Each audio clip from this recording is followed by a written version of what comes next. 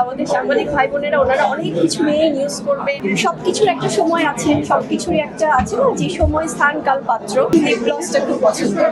আমি খুবই minimal makeup use করি সবসময়, কিন্তু আমাদের প্রফেশনের জন্য। আর যেহেতু আমরা মেয়েরা সবসময় একটু সেজে বুঝে থাকবে, মেকআপ ইউজ করবে, এটা খুবই স্বাভাবিক। আর আমি যদি বলি আমার প্রিয় মেকআপের প্রোডাক্টটা খুব ভালো লাগে, সেক্ষেত্রে হচ্ছে যে লিপ গ্লসটা খুব পছন্দ।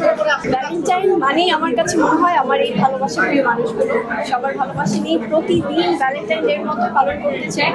আর স্পেশাল প্ল্যান অবশ্যই থাকবে, কিন্তু সবকিছু থাকবে পারিবারিক আসলে ভ্যালেন্টাইন প্ল্যানটা থাকবে। যেহেতু আমার অডিয়েন্স, আমার ফ্যান্স যারা আছেন সবার ভালোবাসা তো থাকবে। আসলে আমি একটি কথাই বলতে চাই, ভাই আপনারা যারা আছেন, আমি উইথ ডিউ রেসপেক্ট, সবকিছুর একটা সময় আছে, সবকিছুরই একটা আছে না যে সময় স্থান কাল পাত্র।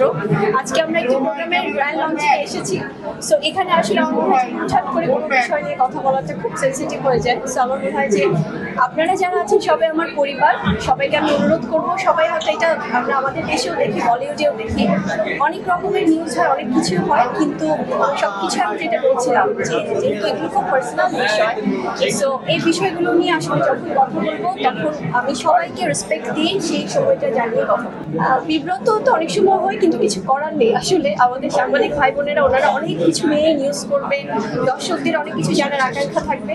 সো এটা হবেই, হয়ে এসছে আজীবন সবার ক্ষেত্রেই। সো এটা নতুন কিছু না, তবে আমি বলবো যে আপনারা একটু সবাই সবার জায়গা থেকে যতটুকু রেসপেক্ট দিয়ে আসলে একজন শিল্পী বা শিল্পীদেরকে প্রেজেন্ট করা যায় সেটাই করবেন, যেটা বরাবরই করে এসছে।